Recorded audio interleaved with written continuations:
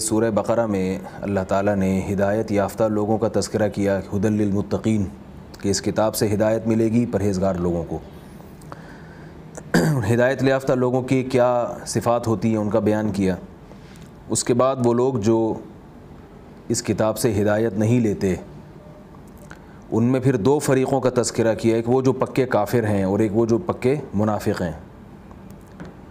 اب یہاں سے کافروں کے ایک ایسے گروہ کا تذکرہ ہو رہا ہے جو دوسروں سے ممتاز ہیں، کیونکہ مشرکین مکہ یہ وہ قوم تھی جن کے پاس کوئی کتاب نہیں تھی، پیغمبروں کی ہدایات نہیں تھیں۔ اس کے برعکس یہود و نصارہ، عیسائی اور کرسچن، یہ وہ قومیں ہیں جن کے پاس باقاعدہ پیغمبروں کی تعلیمات ہیں اور یہ توحید پرست کہلایا کرتے تھے، اپنے آپ کو توحید کی طرف منسوب کیا کرتے تھے۔ تو قرآن مجید نے ان کے ساتھ ایک الگ انداز سے خطاب کیا ہے۔ اب اگر قرآن مجید کا مطالعہ کریں تو قرآن یہود و نصارہ سے جس انداز سے بات کرتا ہے وہ طرز اور لب و لہجہ وہ نہیں ہے جس طرح سے مشرکین سے قرآن مجید کا کلام ہوتا ہے۔ اس میں ہم دو چیزیں خاص طور پہ اس نمایاں ہیں قرآن مجید کے، جو ان سے اللہ تعالیٰ نے ان سے معاملات کیے ہیں یہود و نصارہ سے۔ ایک خاص بات تو یہ ہے کہ قرآن ان کو اہل کتاب کے لفظ سے تعبیر کرتا ہے، جبکہ مشرکین مکہ کو قرآن کافروں سے یا مشرک کے لفظ سے تعبیر کرتا ہے۔ تو ظاہر ہے کسی کو کتاب کی طرف منسوب کرنا، اس میں اس کی تعظیم ہے، اکرام ہے، اگرچہ شرک کرتے تھے مگر اپنی نسبت شرک کی طرف نہیں کرتے تھے۔ تو قرآن مجید نے یہود و نصارہ سے خصوصیت کے ساتھ خطاب کیا، اور ان میں بھی پھر قرآن مجید نے جو یہود ہیں، یہود، ان کا تذکرہ بہت کیا ہے۔ وجہ اس کی یہ ہے کہ یہود کے پاس علم عیسائیوں سے زیادہ تھا، اور یہود حضرت موسیٰ علیہ السلام کی تعلیمات کو جانتے تھے، موسیٰ علیہ السلام پر ایمان لائے تھے، اور بہت سارے پیغمبر اللہ نے ان میں بھیجے ہیں، یہ حضرت یعقوب علیہ السلام کی اولاد میں سے تھے۔ تو چونکہ یہاں سے یہود کو الگ سے خطاب ہو رہا ہے، اس خطاب میں کیا کیا باتیں ہیں وہ میں انشاءاللہ اس کا خلاصہ بھی آپ کے سامنے پیش کروں گا۔ پہلے میں تھوڑا سا یہودیوں کی تاریخ بیان کر دوں مختصراً، تاکہ قرآن مجید میں جہاں بھی یہود کا تذکرہ آتا ہے یا بنی اسرائیل کا تذکرہ آتا ہے تو ہمارے سامنے ایک تھوڑی سی اس کا ایک بیک گراؤنڈ ہونا چاہیے کہ یہ یہود کون لوگ ہیں، یہ یعنی قرآن مجید ان سے اتنی خصوصیت کے ساتھ خطاب کیوں کرتا ہے۔ حضرت ابراہیم علیہ السلام جو اللہ کے خلیل ہیں، آپ کے دو بیٹے تھے، ایک کا نام حضرت اسحاق اور دوسرے کا نام حضرت اسماعیل۔ حضرت اسحاق علیہ السلام کو شام کی سرزمین میں رکھا گیا، جسے فلسطین بھی کہا جاتا ہے اور جہاں بیت المقدس ہے، مسجد اقصیٰ۔ حضرت اسحاق علیہ السلام کی اولاد میں یعقوب علیہ السلام پیدا ہوئے۔ حضرت یعقوب کا دوسرا نام تھا اسرائیل۔ بعض مفسرین نے یہ بات لکھی ہے کہ صرف دو پیغمبر ایسے ہیں جن کے متعدد نام ہیں، ایک محمد صلی اللہ علیہ وسلم جن کا نام محمد بھی تھا اور احمد بھی، اور دوسرے حضرت یعقوب علیہ السلام جن کا نام یعقوب بھی تھا اور اسرائیل بھی۔ اسرائیل یہ عبرانی زبان کا لفظ ہے اور اس کا عربی میں ترجمہ بنتا ہے عبداللہ، اللہ کا بندہ۔ ایل اللہ کو کہتے تھے اور اسرا کا معنی عبد۔ تو یعقوب علیہ السلام جب ہجرت کر کے گئے ہیں مصر میں اپنے بیٹے یوسف علیہ السلام کے پاس، تو وہاں آپ کا خاندان آباد ہوا اور یعقوب علیہ السلام کی نسل بہت زیادہ وہاں پھیلی ہے۔ تو وہ جتنی نسل یعقوب علیہ السلام کی پھیلی ہے اس پوری نسل کو بنی اسرائیل کے لفظ سے قرآن مجید نے تعبیر کیا۔ یہ بھی قرآن مجید کا ایک طرز ہے کہ وہ کسی قوم کو خطاب کرنے کے لیے ایک مہذب اور شائستہ لفظ کا انتخاب کرتا ہے۔ دیکھیں ان کو بنی یعقوب بھی کہا جا سکتا تھا، لیکن قرآن نے بنی اسرائیل کا لفظ استعمال کیا کیونکہ اسرائیل کے لفظ میں تعظیم اور تکریم زیادہ ہے، اور اس میں تھوڑی سی ترغیب بھی ہے کہ تم عبداللہ کے بیٹے ہو، یعنی ایک ایسی ذات کے بیٹے ہو جو اللہ کے بندے تھے، تو تم بھی اللہ کے بندے بن کے رہو، تمہیں بھی اپنے باپ کے دین کو فالو کرنا چاہیے۔ تو ابراہیم علیہ الصلوۃ والسلام کے جو دو بیٹے تھے، ایک اسماعیل علیہ السلام، دوسرے حضرت اسحاق علیہ الصلوۃ والسلام۔ اسحاق علیہ السلام کی اولاد میں یعقوب علیہ السلام جن کو اسرائیل کہا جاتا ہے، ان کی اولاد میں یوسف علیہ السلام۔ پھر یوسف علیہ الصلوۃ والسلام کا مشہور واقعہ ہے، مصر چلے گئے، وہاں یوسف علیہ السلام کی نسل چلی ہے آگے جو ساری بنی اسرائیل تھی، اور ہوتے ہوتے پھر وہاں یہ بنی اسرائیل غلام بن گئے، فرعون جیسا بادشاہ مسلط ہو گیا۔ پھر انہی میں اللہ نے بنی اسرائیل میں حضرت موسیٰ علیہ السلام کو بھیجا۔ ان نبی کی معیت میں اللہ نے بنی اسرائیل کو حکم دیا کہ تم بیت المقدس پہ حملہ کرو، کیونکہ اللہ تعالیٰ نے تمہیں اپنے خاص فضل سے فرعون سے نجات دے دی ہے۔ بنی اسرائیل کو یہ حکم نہیں دیا گیا کہ تم فرعون کے خلاف جہاد کرو، کیونکہ بہت کمزور تھے، لڑنے کی ان میں طاقت نہیں تھی۔ تو اللہ تعالیٰ کسی کو اس کی طاقت سے زیادہ کا مکلف نہیں بناتے۔ فرعون کو اللہ نے اپنی طاقت اور قدرت سے سمندر میں غرق کر دیا اور بنی اسرائیل کو نجات دی، لیکن اب حکم ہوا کہ اب خود بھی کچھ کرو۔ مشہور واقعہ ہے قرآن مجید میں، انشاءاللہ ہم تفصیل سے پڑھیں گے اس کو۔ تو انکار کر دیا، پھر وادی تیہ میں ساری زندگی گزار دی انہوں نے، 40 سال تک گھومتے پھرتے رہے۔ موسیٰ علیہ السلام کا انتقال ہو گیا، اس کے بعد ایک نئے نبی آئے، انہوں نے حکم دیا۔ تو جب انہوں نے جہاد کیا تو زیادہ تر بھاگ گئے میدان چھوڑ کے، کچھ لوگ رہ گئے۔ تو جو تھوڑے سے لوگ رہ گئے تھے طالوت کے مقابلے میں، طالوت کی معیت میں، امارت میں جالوت سے مقابلہ تھا، جو تھوڑے سے لوگ رہ گئے تھے ان تھوڑے سے لوگوں میں حضرت داؤد بھی تھے، جنہوں نے بہت بہادری سے مقابلہ کیا اور کافروں کے جو سردار تھا، پہلوان تھا جالوت، اس کو قتل کیا۔ تو قرآن مجید میں اللہ نے فرمایا کہ ہم نے داؤد کو نبوت بھی عطا کر دی اور خلافت بھی، حکومت بھی دے دی اور علم بھی دے دیا۔ تو یہاں داؤد علیہ الصلوۃ والسلام کو حکومت ملی، انہوں نے بیت المقدس پہ قبضہ کیا اور خلافت قائم کی، اور بنی اسرائیل پھر ان کی معیت میں جہاد کرتے تھے اور پوری دنیا پر بنی اسرائیل کی حکومت کا غلبہ ہوتا چلا گیا۔ یہاں اللہ تعالیٰ نے بنی اسرائیل کو عزت دی اور ان کو حکومت بھی دی۔ داؤد علیہ الصلوۃ والسلام کی اولاد میں سلیمان علیہ الصلوۃ والسلام، ان کی بہت اولاد اللہ نے داؤد علیہ السلام کو دی تھی، ان میں سلیمان علیہ الصلوۃ والسلام۔ داؤد علیہ السلام کے انتقال کے بعد وہی جہاد حضرت سلیمان علیہ الصلوۃ والسلام نے کیا اور بنی اسرائیل کی حکومت کو اور زیادہ وسیع کر دیا۔ تو یہ سارے وہ پیغمبر ہیں جو بنی اسرائیل میں گزرے ہیں، جو مشہور پیغمبر جن کے نام میں نے آپ کو بتایا۔ انہی پیغمبروں میں حضرت زکریا علیہ السلام ہیں اور الیاس علیہ الصلوۃ والسلام ہیں۔ تو یہ بنی اسرائیل کے مشہور پیغمبر ہیں۔ حضرت عیسیٰ علیہ الصلوۃ والسلام تک یہ لوگ حق پر تھے، لیکن شرارتیں بھی کرتے رہتے تھے، بد اعمالیاں ان میں بہت تھیں، مگر عقیدے کی خرابی نہیں تھی۔ لیکن انہوں نے چونکہ حضرت عیسیٰ علیہ السلام کی نبوت کا انکار کیا، تو اب یہاں آ کے ان میں عقیدے کی خرابی پیدا ہوئی کہ ایک وقت کے پیغمبر جن کے نبی ہونے پر اللہ نے اتنے سارے معجزات قائم کر دیے، تو ان نبی کا انکار کیوں کیا انہوں نے؟ پھر محمد صلی اللہ علیہ وسلم کا بھی انکار کیا۔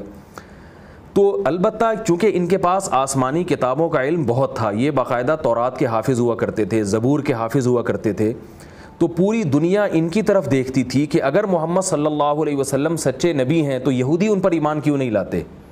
مشرکین مکہ بھی ان کی طرف دیکھا کرتے تھے کہ بھئی یہ ہم سے زیادہ پڑھے لکھے لوگ ہیں اور یہ تورات کا مطالعہ کرتے ہیں، یہ آسمانی کتابوں کو پڑھتے ہیں، ان میں تہذیب زیادہ ہے، تو یہ اگر محمد صلی اللہ علیہ وسلم پر ایمان لائیں گے تو ہم بھی ایمان لے آئیں گے۔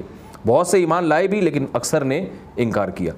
تو قرآن مجید اب یہاں سے خاص خطاب بنی اسرائیل سے شروع کرتا ہے، اور آیت نمبر 30 سے لے کر 140 تک صرف اہل یہود ہی سے خطاب ہے کہ ان نعمتوں کے شکر کا تقاضا یہ ہے کہ تم ہمارے اس پیغمبر پر ایمان لاؤ، اور اس پیغمبر پر ایمان لانے سے کیا فائدہ ہوگا کہ تمہارا ایمان بھی مقبول ہوگا، اور تمہیں دیکھ کر جو لوگ ایمان لائیں گے تو اس کا ثواب بھی اللہ تعالیٰ تمہیں عطا فرمائیں گے۔ اور اگر تم ان پر ایمان نہیں لائے تو جیسے تم گمراہ قرار پاؤ گے تو تم آگے لوگوں کی گمراہی کا ذریعہ اور سبب بھی بنو گے، اور جو بھی گمراہی کا ذریعہ اور سبب بنتا ہے وہ خود اس گمراہی میں برابر اور اس گناہ میں برابر کا شریک ہوتا ہے۔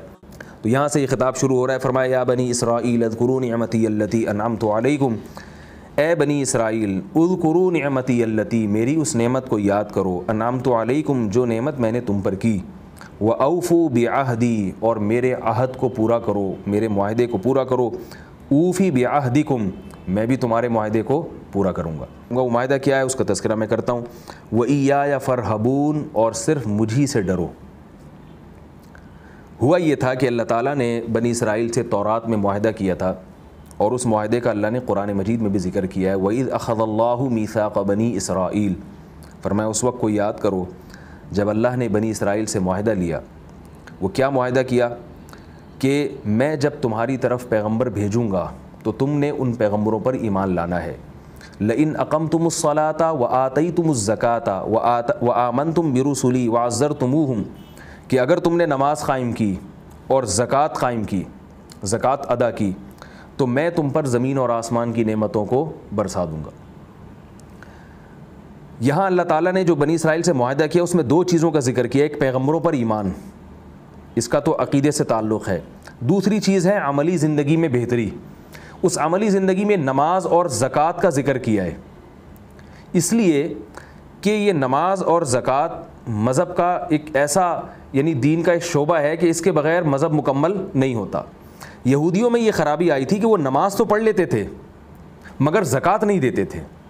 اس کی وجہ یہ ہے کہ زکوٰۃ جو ہے یہ سود کی بالکل اپوزٹ ہے، یعنی زکوٰۃ جو ہے نا یہ سود کا بالکل الٹ ہے۔ زکوٰۃ میں کیا ہوتا ہے کہ آپ بغیر کسی انویسٹمنٹ کے آپ فری میں کسی کو پیسے دے رہے ہیں اور اس سے آپ کو کسی قسم کی کوئی توقع نہیں ہے، بلکہ توقع ہو بھی نہیں سکتی، اس لیے کہ زکوٰۃ غریبوں کو دی جاتی ہے۔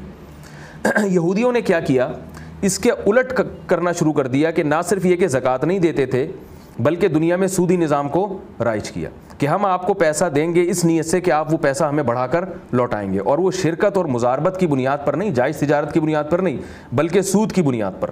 اور سود کے بارے میں اللہ نے قرآن میں فرمایا کہ ہم نے یہودیوں سے معاہدہ لیا تھا کہ تم سود کا معاملہ نہیں کرو گے، یعنی وَأَخْذِهِمُ الرِّبَا وَقَدْ نُهُوا عَنْهُ، فرمایا ان پر لعنت اس لیے بھی ہوئی کہ یہ سود لیا کرتے تھے حالانکہ ان کو اس سے روکا گیا تھا۔ تو معلوم یہ بھی ہوا کہ سود جیسے ہماری شریعت میں حرام ہے، اللہ نے پچھلی شریعتوں میں بھی سود کو حرام قرار دیا تھا۔ اس کی تائید ایک اور قرآن مجید کی آیت سے ہوتی ہے، فرمایا يَمْحَقُ اللَّهُ الرِّبَا وَيُرْبِي الصَّدَقَاتِ، کہ اللہ سود کو گھٹاتے ہیں اور صدقات کو بڑھاتے ہیں۔ یہاں بھی اللہ نے صدقہ اور خیرات کو سود کے مقابلے میں ذکر کیا ہے۔ تو اللہ تعالیٰ نے قرآن مجید میں فرمایا کہ میں نے تم سے جو معاہدہ کیا تھا کہ تم پیغمبروں پر ایمان لاؤ اور سودی معاملے کو ترک کر کے زکوٰۃ کے نظام کو قائم کرو، تو تم اس معاہدے کو پورا کرو گے تو میں معاہدہ پورا کروں گا، تمہیں دنیا کی بادشاہت دوں گا۔ کیونکہ یہودی ہر وقت اس انتظار میں، ابھی بھی اس انتظار میں ہے کہ ہمیں دنیا کی بادشاہت ملنے والی۔ ہزاروں سال سے جب سے ان سے بادشاہت چھینی ہے سلیمان علیہ الصلوۃ والسلام کے بعد، اس وقت سے یہودی اسی چکر میں لگے ہوئے ہیں کہ ہمیں وہ بادشاہت دوبارہ مل جائے۔ اور آج جو فلسطین کا مسئلہ چل رہا ہے کہ یہودیوں کے جو نقشے بنے ہوئے ہیں کہ مدینہ میں بھی یہاں ہماری حکومت ہوگی اور یہاں ہماری حکومت ہوگی، تو اللہ فرما رہے ہیں کہ یہ نہیں ہو سکتا، تم اپنا معاہدہ پورا کرو گے تو میں تم سے اپنا معاہدہ پورا کروں گا، اور تم معاہدہ پورا نہیں کر رہے، تم پیغمبر پر ایمان نہیں لا رہے، تم دنیا میں سودی نظام کو رائج کر رہے ہو، تم زکوٰۃ کا نظام کو رائج نہیں کر رہے، تو تمہیں کچھ وقتی دولت تو حاصل ہو جائے گی، لیکن جو امیدیں تم لگا کے بیٹھے ہوئے وہ امیدیں تمہاری کبھی بھی پوری نہیں ہوں گی۔ آگے فرمایا وَإِيَّايَ فَارْهَبُونَ، اور صرف مجھے سے ڈرو۔ یہ اس لیے فرمایا کہ یہود و نصارہ کے جو علماء تھے، احادیث سے یہ بات ثابت ہے، تاریخ سے یہ بات ثابت ہے، وہ لوگوں سے مال لینے کے لیے تورات کی غلط تشریحات کیا کرتے تھے۔ تورات میں رسول اللہ صلی اللہ علیہ وسلم کی جو علامات ہیں وہ اب تک موجود ہیں، اور قرآن کے الفاظ ہیں یعرفونہ کما یعرفون ابناءہم، یہ محمد صلی اللہ علیہ وسلم کو ایسے پہچانتے ہیں جیسے اپنے بیٹے کو کوئی پہچانتا ہے۔ باپ جیسے اپنے بیٹے کو دیکھ کر کبھی اس کو اشتباہ نہیں ہوتا کہ یہ میرا ہے یا کسی اور کا ہے، باپ کو اپنے بیٹے کے بارے میں پتہ ہوتا ہے یہ میرا بیٹا ہے۔ تو اللہ فرماتے ہیں جیسے باپ اپنے بیٹے کے بارے میں کبھی اشتباہ کا اس کو خطرہ نہیں ہوتا، تو ایسے ہی یہودیوں کے جو علماء ہیں ان کو محمد صلی اللہ علیہ وسلم کے سچے نبی ہونے کا بالکل اسی طرح یقین ہے۔ تو اللہ فرماتے ہیں اس یقین کے باوجود تم کیوں ہی نہیں لوگوں میں جا کے اپنی عوام میں گواہی دیتے کہ یہ وہی پیغمبر ہیں جن کا تورات میں تذکرہ ہے۔ مگر یہودی یہ گواہی دو وجہ سے نہیں دیتے تھے، ایک تو یہ کہ ان کو پتہ تھا کہ اگر ہم محمد صلی اللہ علیہ وسلم کو نبی مان لیتے ہیں تو پھر ہماری جو پیری ہے اور ہماری جو بزرگی ہے وہ ختم ہو جائے گی، کیونکہ وقت کے نبی کے سامنے اس کے مقابلے میں کوئی بزرگ نہیں رہتا اور کوئی پیر و مرشد نہیں رہتا، ان کو سب کو نبی کے سامنے اپنے سر کو جھکانا پڑتا ہے، اپنے آپ کو سپرد کرنا پڑتا ہے۔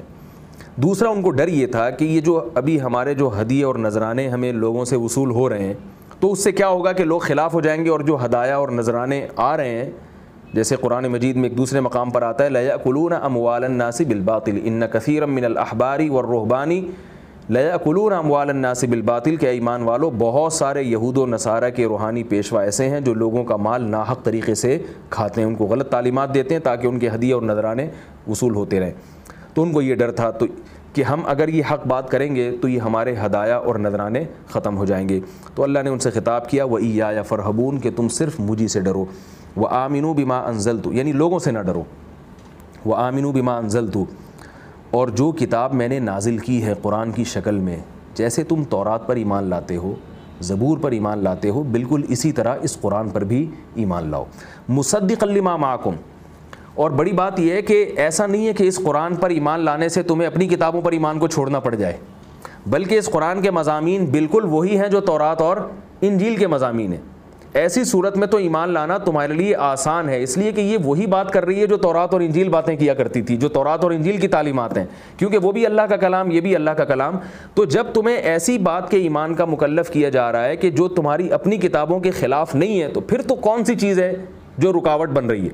یا تو ایسا ہوتا ہے کہ اس کی تعلیمات اس کی تعلیمات کے بالکل اپوزٹ ہوتی، تو تم مخمصے میں پڑ جاتے کہ ہم موسیٰ کو مانیں یا محمد صلی اللہ علیہ وسلم کو مانیں۔ تو اللہ فرما رہے ہیں کہ جو محمد صلی اللہ علیہ وسلم کو مانے گا وہی موسیٰ علیہ السلام کو مانے گا، کیونکہ دونوں کی تعلیمات میں کوئی فرق نہیں ہے، جو بنیادی تعلیمات ہیں عقائد سے جن کا تعلق ہے۔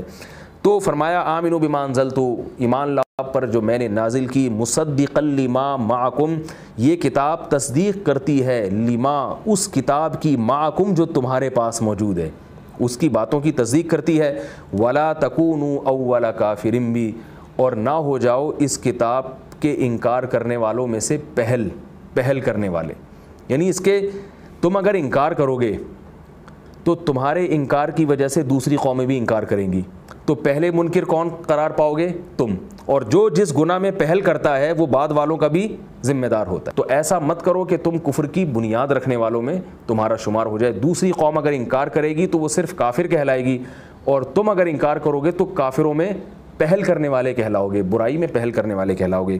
آگے فرمایا وَلَا تَشْتَرُوا بِآيَاتِي ثَمَنًا قَلِيلًا، اور میری آیات کو چند ٹکوں کے بدلے میں نہ بیچو، چند ٹکوں کے بدلے میں، یعنی تورات میں جو تمہیں محمد صلی اللہ علیہ وسلم اور اسلام کے بارے میں جو باتیں لکھی ہوئی ہیں وہ اپنی قوم کو کلیئر اور صاف انداز سے بیان کر دو۔ اگر تمہیں یہ ڈر ہے کہ وہاں سے نذرانے اور ہدیے آنا بند ہو جائیں گے تو اس کی پرواہ نہ کرو، کیونکہ اپنے نذرانے اور ہدایہ کے چکر میں اور اس لالچ میں لوگوں کے سامنے صاف بات نہ کرنا، یہ اللہ کی آیات کو بیچنے کے مترادف ہے۔ کہ اگر وہ اللہ کی تعلیمات کو صحیح طرح سے بیان کرتے، اس کے بدلے میں اللہ کی طرف سے ان کو جو اجر ملتا وہ اجر بہت زیادہ ہوتا، لیکن وہ کیا کرتے تھے؟ دنیا کی دولت جو ختم ہونے والی ہے اس دولت کے بدلے میں وہ اس اجر سے محروم ہو جاتے تھے، اس لیے اللہ نے اتنی بڑی دولت کو بھی چند ٹکوں سے ثمناً قلیلا سے اللہ نے تعبیر کیا۔ آگے فرمایا وَإِيَّايَ فَاتَّقُونَ، اور صرف مجھے سے ڈرو، اس بات سے نہ ڈرو کہ لوگوں کی مخالفت ہوگی اور لوگ تم سے دور ہو جائیں گے۔ آگے فرمایا وَلَا تَلْبِسُوا الْحَقَّ بِالْبَاطِلِ، حق کو باطل کے ساتھ ملتبس نہ کرو، حق کو باطل کے ساتھ، یعنی ایسا گڈمٹ کر کے لوگوں کے سامنے تورات کو بیان نہ کرو کہ لوگوں کو سمجھ میں ہی نہ آئے کہ تورات کا اصل مضمون ہے کیا۔ بعض دفعہ ایک بات صاف ہوتی ہے، ایک حکم ہوتا ہے قرآن میں یا تورات میں، لیکن آپ کو پتہ ہے کہ اگر میں نے بالکل اسی طرح بیان کر دیا جس طرح لکھا ہوا ہے تو لوگ میرے خلاف ہو جائیں گے، تو آپ کیا کرتے ہیں؟ جو لکھی ہوئی بات ہے نا اس کو تھوڑا سا دائیں بائیں گھما پھرا کے اس طرح سے بیان کرتے ہیں کہ وہ سامنے والے کی سمجھ میں نہ آئے یا وہ اس کا غلط مفہوم مراد لے لے۔ تو یہ ہے حق کو باطل کے ساتھ ملتبس کر دینا، جبکہ اللہ نے جو آسمانی کتابیں نازل کی ہیں وہ حق اور باطل کو بالکل ایک دوسرے سے الگ کر دیتی ہیں۔ جیسے قرآن مجید میں آتا ہے تبارک الذی نزل الفرقان علی عبدہ، فرمائے وہ ذات بہت برکت والی ہے جس نے فرقان نازل کیا اپنے بندے پر۔ فرقان کا معنی حق اور باطل میں فرق کرنے والی، کھول کھول کے بالکل جدا کرنے والی، دودھ کا دودھ اور پانی کا پانی کرنے والی۔ بہت سارے معاملات میں جو تمہیں اشتباہ ہو سکتا تھا ان میں تمہارے کانسیپٹ کو کلیئر کرنے والی، تو وہ تو کلیئر کر کے بیان کر رہی ہے، مگر لوگ چونکہ براہ راست نہیں سمجھتے کتابوں کو، زبان سے بعض دفعہ واقف نہیں ہوتے، بعض دفعہ اس کی تفسیر سے واقف نہیں ہوتے، بعض دفعہ شان نزول سے واقف نہیں ہوتے، تو اب یہاں پر ایک باطل عالم کو یہ موقع مل جاتا ہے کہ وہ آیتوں کو غلط انداز سے بیان کر کے اپنے باطل مطلب میں اس کو استعمال کرے۔ تو اللہ فرماتے ہیں کہ وَلَا تَلْبِسُوا الْحَقَّ بِالْبَاطِلِ، دو جرائم مت کرو، ایک جرم تو یہ کہ حق اور باطل میں گڑبڑ نہ کرو، مکس نہ کرو اس کو، اور دوسرا وَتَكْتُمُوا الْحَقَّ، حق کو چھپاؤ بھی نہیں۔ بعض دفعہ کچھ احکام تورات میں ہوتے تھے، میں اس کی آگے انشاءاللہ یہ رکوع ترجمہ ہو جائے تو میں اس کی ایک مثال دیتا ہوں کہ کیسے چھپایا کرتے تھے۔ تو بعض دفعہ کیا کرتے تھے؟ بتاتے ہی نہیں تھے۔ اب تورات میں ایک حکم لکھا ہوا ہے واضح طور پر، اسی کی مثال لے لیں, محمد صلی اللہ علیہ وسلم کی علامات لکھی ہوئی ہیں کہ ایک نیا نبی آئے گا, عرب میں ہوگا, اس کی یہ علامات ہیں. تو ایسی آیتوں کو صرف زبانی تلاوت کیا کرتے تھے, اس کا ترجمہ اور مفہوم عوام کو بتاتے ہی نہیں تھے. یعنی جب درس دیتے تھے تو اس طرح کی آیات سے گزر جایا کرتے تھے, وہ عوام کے سامنے بتاتے نہیں تھے. اور اس قسم کے بہت سارے احکام تھے. تو اللہ فرماتے ہیں وَتَكْتُمُ الْحَقَّ, حق کو چھپایا مت کرو. اس کی ایک مثال ملتی ہے جو پہلے بھی میں درس میں دے چکا ہوں. تورات میں یہ بات لکھی ہوئی تھی کہ شادی شدہ مرد یا شادی شدہ عورت اگر زنا کرے تو اسے پتھروں سے مار کے ہلاک کیا جائے گا.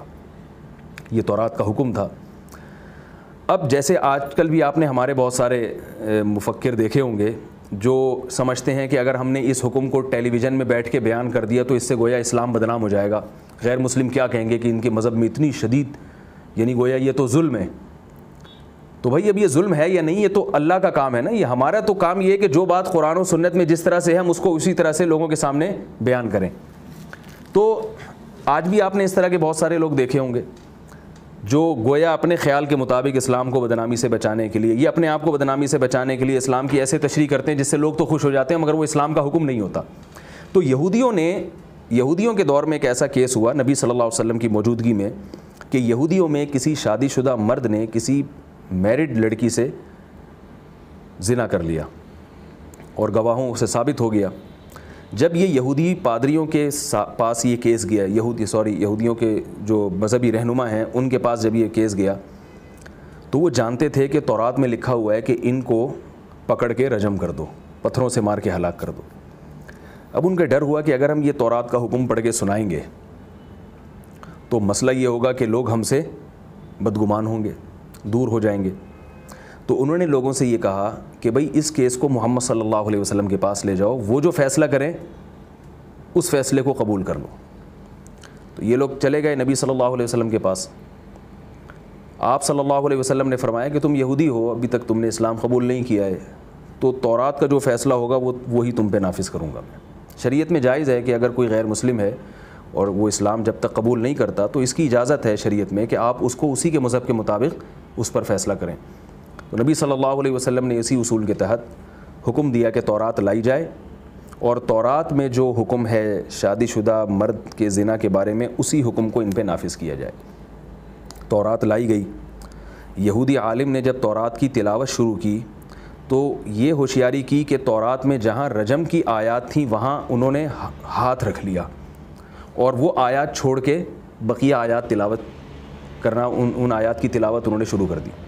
حضرت عبداللہ ابن عبد السلام رضی اللہ تعالیٰ عنہ بھی یہودی تھے, اسلام قبول کر چکے تھے, وہ تورات کے حافظ تھے. وہ سمجھ گئے کہ یہ جو ہے نا انہوں نے درمیان سے 2-4 آیتیں یہ پی گئے ہیں, یہ جو ہے بغیر تلاوت کیے آگے بڑھ گئے. تو انہوں نے فوراً کیا کیا کہ اس یہودی عالم کا ہاتھ تورات سے ہٹایا. تو حدیث کے الفاظ ہیں فَإِذَا آیَةُ الرَّجْمِ تَلُوحُ, جو رجم والی آیات ہیں وہ چمک رہی تھیں, بالکل واضح نظر آ رہی تھی کہ اللہ تعالیٰ نے رجم کا حکم دیا ہے. تو آپ صلی اللہ علیہ وسلم نے پھر اس کے مطابق فیصلہ کیا اور فرمایا کہ ان کو رجم کیا جائے. تو یہ ہے کتمان حق, کہ جو بات ہے اسے کھول کے بیان نہ کرنا. تو اللہ فرماتے ہیں نہ تو حق اور باطل کو آپس میں مکس کرو, گڑبڑ کرو, اور نہ حق کو چھپاؤ. وَأَنْتُمْ تَعْلَمُونَ, جبکہ تمہیں علم بھی ہے, تم جانتے ہو کہ ہم غلط کر رہے ہیں. وَأَقِيمُوا الصَّلَاةَ وَآتُوا الزَّكَاةَ, اور نماز قائم کرو اور زکوٰۃ ادا کرو. وَارْكَعُوا مَعَ الرَّاكِعِينَ, اور رکوع کرنے والوں کے ساتھ رکوع کیا کرو. رکوع کرنے والوں کے ساتھ رکوع کیا کرو, یہ نماز کا انہیں حکم دیا جا رہا ہے کہ نماز پڑھا کرو. سوال یہ پیدا ہوتا ہے کہ نماز کا حکم صرف رکوع کا تذکرہ کیوں کیا جا رہا ہے؟ خالی رکوع تو کوئی عبادت نہیں ہے کہ آپ صرف جا کے رکوع کر لیں کسی کے ساتھ مل کے, تو یہ تو کوئی عبادت نہیں ہے. تو علماء نے اس میں حکمت یہ بیان کی ہے کہ یہودیوں کی جو نماز تھی اس میں رکوع نہیں تھا, قیام تھا اور سجدہ تھا. تو جبکہ مسلمانوں کو جو نماز دی گئی اس میں رکوع بھی تھا. یہ اس امت کی ایک امتیازی حیثیت ہے. تو اللہ تعالیٰ نے فرمایا کہ اب وہ نماز جو تمہاری نماز تھی وہ منسوخ ہو گئی ہے. اب جیسے دوسرے لوگ رکوع والی نماز ادا کر رہے ہیں تم بھی ان کے ساتھ جا کے جماعت میں شریک ہو کے ان کے ساتھ رکوع کیا کرو. مراد صرف رکوع نہیں ہے بلکہ پوری نماز ہے, اور مطلب جماعت کے ساتھ نماز پڑھا کرو, اسلام قبول کرو, اور جیسے جماعت کا ایک نظام قائم ہو گیا ہے اسی نظام کا حصہ بن کر انہی مسلمانوں کی صفوں میں شامل ہو کر تم نماز پڑھا کرو. أَتَأْمُرُونَ النَّاسَ بِالْبِرِّ وَتَنْسَوْنَ أَنفُسَكُمْ, آگے فرمائے یہ کیسی عجیب بات ہے کہ تم لوگوں کو نیکی کا حکم کرتے ہو وتنسون انفسکم اور خود اپنے آپ کو بھول جاتے ہو، وانتم تتلون الکتاب جب کہ تم تورات کی تلاوت بھی کرتے ہو۔ تورات میں یہ بات لکھی ہوئی ہے کہ جو لوگوں کو نیکی کا حکم کرے اور خود اس پر عمل نہ کرے تو وہ بہت برا شخص ہے اور اس کی یہ حرکت بہت بری ہے۔ ہوتا یہ تھا کہ یہود و نصارہ میں اس کی بھی ایک عادت تھی، ان کے علماء بہت ساری چیزیں لوگوں کو بتایا کرتے تھے صرف تورات کا حکم سمجھ کے، مگر خود اس پر عمل نہیں کرتے تھے۔ اور اس آیت کا ایک شان نزول بھی ہے، کچھ یہودی گھرانے ایسے تھے جنہوں نے اسلام قبول کیا۔ اب جب انہوں نے اسلام قبول کیا تو مذہبی رہنماؤں نے ان کو کہا کہ بھئی تم نے اسلام قبول کیا، محمد صلی اللہ علیہ وسلم پر تم ایمان لائے، ہم جانتے ہیں کہ تم بالکل درست کر رہے ہو اور تم اس پر قائم رہو، لیکن ہماری کچھ مجبوریاں ہیں جس کی وجہ سے ہم اسلام قبول نہیں کر سکتے۔ آج بھی ایسا ہوتا ہے، بہت سارے بعض غیر مسلم تو میرے علم میں ہیں کہ جنہوں نے اسلام قبول کیا ہے اور ان کے گھر والے مطمئن ہیں کہ آپ نے قبول کیا، ہم جانتے ہیں کہ اسلام اچھا مذہب ہے مگر ہم کسی مجبوری سے قبول نہیں کر سکتے۔ میرا بھی اس طرح کے لوگوں سے واسطہ پڑا ہے۔ پچھلے سال ایک سکھ خاتون کا فون آیا میرے پاس کہ میری سسٹر نے اسلام قبول کر لیا اور میں بہت خوش ہوں اس سے کہ میری سسٹر نے اسلام قبول کر لیا اور باقی اچھا مذہب ہے۔ تو میں نے ان سے کہا کہ جب آپ کو اتنا اچھا لگ رہا ہے تو آپ بھی قبول کر لیں۔ تو وہ کہنے لگی نہیں میں قبول نہیں کر سکتی، بس میں اپریشیٹ کرتی ہوں کہ میری سسٹر نے اسلام قبول کیا۔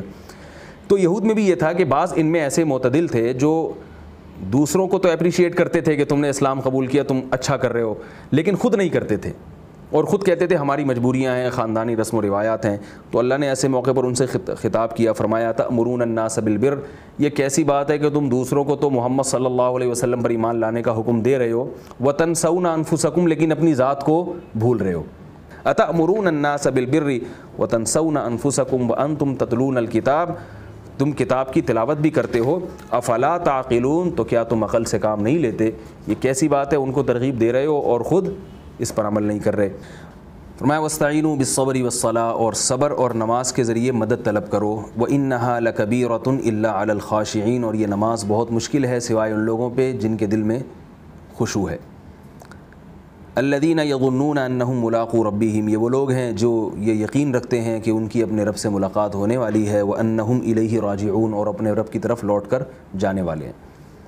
اب یہاں اہل یہود کو بتایا جا رہا ہے کہ تم جو ایمان نہیں لا رہے اور اسلام قبول نہیں کر رہے، تو اس کی جو وجہ ہے، جو بیماری ہے، جو مرض ہے جس کی وجہ سے یہ سب کچھ ہو رہا ہے، اس مرض کا علاج ہے صبر اور نماز میں۔ مفسرین نے لکھا ہے وہ مرض تھا حب مال اور حب جاہ، دولت کی محبت اور عزت کی محبت، کہ اگر ہم ایمان لے آتے ہیں، یہودیوں کے جو بڑے تھے، تو پیسہ بھی جائے گا، کیونکہ نبی صلی اللہ علیہ وسلم تو ایک تو سود کے خلاف ہیں، اوپر سے زکوٰۃ کا نظام کہ اس میں تو صدقات و خیرات کی ترغیب ہے، اور یہ ناحق طریقے سے جو لوگوں سے ہم ہدایہ وصول کر رہے ہیں یہ بھی چلے جائیں گے، تو پیسہ بھی گیا۔ اور یہودیوں کو پیسوں سے کتنی محبت ہے یہ اگر اس وقت کسی کو سمجھ میں آئے نہ آئے، آج تو ساری دنیا جانتی ہے کہ وہ پیسے کو انہوں نے باقاعدہ خدا بنایا ہوا ہے۔ تو پیسہ بھی جائے گا، اور دوسری چیز عزت میں کمی آ جائے گی۔ ابھی پوری دنیا ہمیں زیادہ تعلیم یافتہ سمجھتی ہے، اور عرب کے جو بدو ہیں جن کے بارے میں امی ہیں، نہ لکھنا جانتے ہیں نہ پڑھنا جانتے ہیں، تو ہم انہی امیوں میں پیدا ہونے والے ایک امی نبی کو اپنا مقتدا اور رہبر بنا لیں، تو اس کا نتیجہ یہ نکلے گا کہ یعنی یہ ذہنی طور پر قبول کرنا ان کے لیے بہت مشکل تھا کہ آج تک ہم جن کو ان پڑھ سمجھتے رہے، آج انہی کو ہم سب سے زیادہ علم والا سمجھنا شروع کر دیں اور انہی سے علم حاصل کرنا شروع کر دیں، تو وہ ذہنی طور پر اس کے لیے تیار نہیں ہوتے تھے، اس میں اپنی بے عزتی محسوس کرتے تھے۔ تو یہ دو چیزیں ہوئیں کہ ایک عزت کا شوق، بڑا بننے کا شوق، اور دوسری دولت کی لالچ۔ تو قرآن مجید نے دو چیزیں بتائی ہیں کہ تم ان پر عمل کرو گے تو تمہارے اندر سے یہ دو بیماریاں نکل جائیں گی، اور جب یہ دو بیماریاں نکلیں گی تو تمہارے لیے محمد صلی اللہ علیہ وسلم کی تعلیمات پر عمل کرنا آسان ہو جائے گا۔ ایک بیماری کیا ہے؟ واستعینوا بالصبر۔ دولت کی محبت انسان میں کیوں ہوتی ہے؟ اس لیے کہ دولت سے آپ کی ساری خواہشات پوری ہوتی ہیں۔ غریب آدمی جو چاہتا ہے وہ کر نہیں سکتا، اور امیر آدمی جو چاہتا ہے وہ پیسے کے بلبوتے پر کر لیتا ہے۔ خواہشات کی تکمیل، تو اللہ فرماتے ہیں صبر کرنا سیکھو مصیبتوں پہ، مشکلات پہ۔ اس سے کیا ہوگا؟ تمہارے اندر خواہشات کو کچلنے کا جذبہ پیدا ہوگا۔ ہم روزہ کیوں رکھتے ہیں؟ اس میں صبر سکھایا جاتا ہے۔ بعض لوگ ہوتے ہیں 24 گھنٹے کھاتے رہتے ہیں، وہ کسی چیز سے ڈاکٹر ان کو پرہیز بتاتا ہے، ان سے پرہیز نہیں ہوتا۔ روزہ ہم رکھتے ہیں، اس سے کیا؟ صبر کی ہمارے اندر ایک صفت پیدا ہوتی ہے۔ تو اللہ اہل یہود سے خطاب کر رہے ہیں کہ تم صبر کا مادہ اپنے اندر پیدا کرو۔ صبر عربی میں لغوی مطلب اس کا ہوتا ہے، صبر کا مطلب ہے روکنا، جو پہلے زمانے میں ایسا ہوتا تھا کہ مرغی کو باندھا جاتا تھا اور پھر اس کو نشانے بازی سیکھی جاتی تھی. اس کو اسلام نے منع کیا, رسول اللہ صلی اللہ علیہ وسلم نے اس عمل سے منع کیا کہ بھئی اس طرح جانور کو نشانے بازی بنانا یہ ظلم ہے. لیکن اس مرغی کو عربی میں مسبورہ کہتے تھے, صبر والی, یعنی مسبورہ کا مطلب بندھی ہوئی. تو صبر کا مطلب کیا ہوا؟ باندھنا, بریک لگانا. ہم کسی کو کسی رسی سے جب باندھ دیتے ہیں تو وہ ہل نہیں سکتا, چل نہیں سکتا, جہاں وہ جانا چاہتا ہے جا نہیں سکتا. تو جب بھی ہمارا کسی خواہش کو پورا کرنے کا دل چاہتا ہے تو ہم اگر وہاں بریک لگا دیں, اس بریک لگانے کو اور اپنے آپ کو باندھ لینے کو صبر سے تعبیر کیا جاتا ہے کہ یہ بھی باندھنے کا عمل ہو رہا ہے گویا. تو اللہ فرماتے ہیں کہ تم صبر کے ذریعے اللہ کی مدد طلب کرو.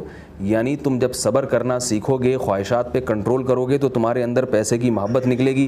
جب محبت نکلے گی تو تمہیں اس سے کوئی غرض نہیں ہوگا کوئی مجھے ہدیہ دے رہا ہے یا نہیں دے رہا ہے, میں تو وہ کروں گا جس پہ میرا رب راضی ہے. زیادہ سے زیادہ ہدیے آنا بند ہو جائیں گے, پیسے آنا بند ہو جائیں گے, تو یہی ہوگا نا کہ میرا کھانے کی کا معیار گر جائے گا, میں جو چیزیں کھانا چاہتا ہوں وہ کھا نہیں سکوں گا, میرے لباس اور پوشاک کا معیار گر جائے گا, رہائش کا معیار گر جائے گا. تو گر جائے, تھوڑا سا صبر کرنا سیکھو, تھوڑا سا اپنے نفس پہ کنٹرول کرنا سیکھو. تو یہ تو صبر کے ذریعے تمہاری مال کی جو محبت ہے وہ صبر کے ذریعے نکلے گی. اور تمہارے اندر جو بڑائی ہے, ہم بڑے ہیں اور ہم کسی کو قبول کیوں کر لیں, وہ بڑائی کا علاج کیا ہے؟ نماز. کیونکہ نماز اول سے آخر تک تواضع اور انکساری سکھاتی ہے. آپ اللہ اکبر کہتے ہیں, یہ اللہ سب سے بڑا ہے, کیا مطلب میں بڑا نہیں ہوں, الحمدللہ رب العالمین, تمام تعریفیں اللہ کے لیے, میں قابل تعریف نہیں ہوں. پھر آپ رکوع کرتے ہیں, پھر سر سجدے میں رکھ کے سبحان ربی الاعلیٰ کہتے ہیں. تو جو خشوع و خضوع سے جو لوگ نماز پڑھتے ہیں ان کے اندر اللہ تواضع اور انکساری پیدا کر دیتے ہیں. اور تواضع و انکساری جب آئے گی تو تمہارے لیے محمد صلی اللہ علیہ وسلم کی تعلیمات کو قبول کرنا آسان ہو جائے گا. اور یہاں قرآن نے پھر بتایا کہ یہ نماز مشکل ہے سوائے ان لوگوں پر جن میں خشوع ہوتا ہے. خود نماز پہ آنا بھی تو ایک اچھا خاصا مشکل کام ہے. یعنی کوئی یہ اشکال کر سکتا ہے کہ بھائی ہم محمد صلی اللہ علیہ وسلم کی تعلیمات کو فالو کریں, اس کے لیے پہلے ہمیں نمازی بننا پڑے گا. تو خود اس نمازی بنانے کے لیے بھی تو کوئی نسخہ ہونا چاہیے.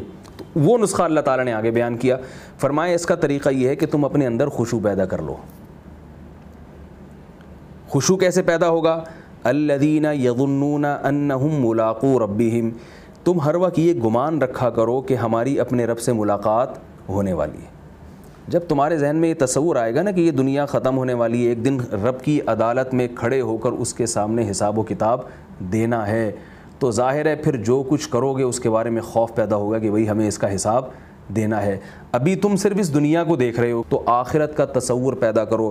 انہم ملاقو ربہم, وہ لوگ ہیں جو اپنے رب سے ملاقات کی امید رکھتے ہیں. وَأَنَّهُمْ إِلَيْهِ راجعون, اور ان کو یہ یقین ہے کہ ہم نے ایک دن اپنے رب کی طرف لوٹ کر جانا ہے. تو یہ استحضار جب پیدا ہو جائے گا تو تمہارے دلوں میں خشوع پیدا ہو جائے گا, اور جب خشوع پیدا ہوگا تو نماز پڑھنا تمہارے لیے آسان.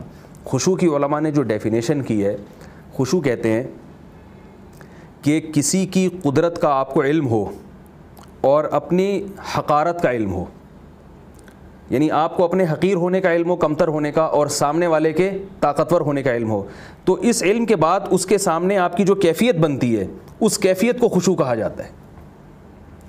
آپ بہت بڑے علاقے کے فنٹر ہیں, بہت بڑے جو ہے نا دہشت گرد ہیں, آپ کے دل میں کبھی خشوع نہیں پیدا ہوگا, آپ ہمیشہ اکڑ کے چلیں گے, آپ ہمیشہ لوگوں سے تکبر سے بات کریں گے. لیکن کوئی آپ سے بھی بڑا دہشت گرد آ گیا, آپ کا باس آ گیا, آپ کو پتہ ہے کہ اس کے ایک اشارے پر مجھے گولی ماری جا سکتی ہے, تو اس کے سامنے آپ کی کیا کیفیت ہوگی؟ وہ جو کیفیت ہوگی اس میں آپ کو اس کی قدرت کا احساس ہوگا اور اپنے کمتر ہونے کا احساس ہوگا. اس احساس کے بعد آپ کی جو دلی کیفیات ہیں ان کیفیات کو کیا کہا جاتا ہے؟ خشوع. تو اللہ فرماتے ہیں کہ تم جو لوگوں اپنے آپ کو ہمیشہ لوگوں سے کمپیئر کرتے ہو کہ اگر ہم نے محمد صلی اللہ علیہ وسلم کو تسلیم کر لیا تو ان لوگوں کی نظر میں ہمارا وہ مقام نہیں رہے گا, اس سے تمہارے اندر تکبر پیدا ہو رہا ہے. تم اپنے آپ کو اللہ کے سامنے رکھا کرو. تم یہ دیکھو کہ تمہیں ایمان لانے کا حکم اللہ کی ذات دے رہی ہے, اللہ طاقتور ہے, اس کے سامنے جب اپنے آپ کو رکھو گے تو تمہیں اپنے کمتر اور حقیر ہونے کا احساس ہوگا, اس سے تمہارے دل کے اندر خشوع پیدا ہوگا. یہاں میں ایک تھوڑی سی معلومات کے لیے, اگرچہ یہ لفظ یہاں استعمال نہیں ہو رہا لیکن چونکہ عام طور پر یہ لفظ ساتھ ہی استعمال ہوتا ہے, ایک ہوتا ہے خشوع اور ایک ہوتا ہے خضوع.